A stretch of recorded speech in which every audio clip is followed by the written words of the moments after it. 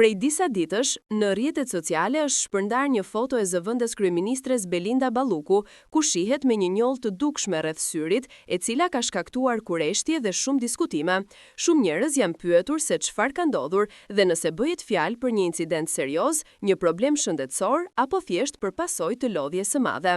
Sipas burimeve të afërta me stafin e saj, arsyeja kryesore pse Ballukut i është errësuar syri lidhet me një reagim të papritur shëndetësor që mendohet të ketë ardhur nga lodhja e tepër dhe oraret e gjata të punës.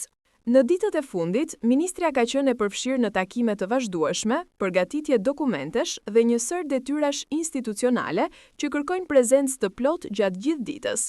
Kjo ngarkesë mund të ketë sjellë një irritim të zonës përreth syrit, duke e bërë të duket e nxirr ose e fryrë.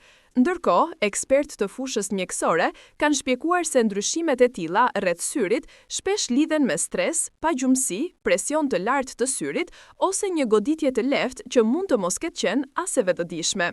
Njolla të tilla mund të ndodhin edhe kur enët e vogla të gjakut nën lëkurë pësojnë një çarje të vogël nga lodhja ose nga luhatjet e presionit.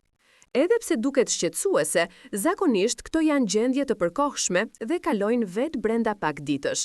Megjithatë, Balluku nuk ka dhënë një deklaratë zyrtare për këtë situatë, duke zgjedhur të mos e komentojë publikisht.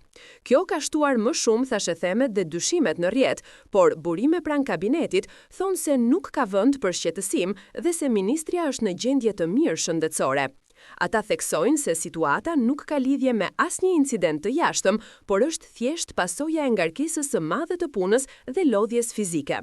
Në fund, edhe pse fotografia ka ngjallur shumë diskutime, duket se arsyeja është e thjeshtë dhe e zakonshme: stresi, orët e gjata dhe ritmi intensiv i punës në detyra të larta shtetërore. Njollat e tilla janë të shpeshta tek njerëzit që punojnë në kushte të lodhshme dhe zakonisht përmirësohen shpejt. Për momentin, ajo vazhdon aktivitetet e saj normalisht, pavarësisht të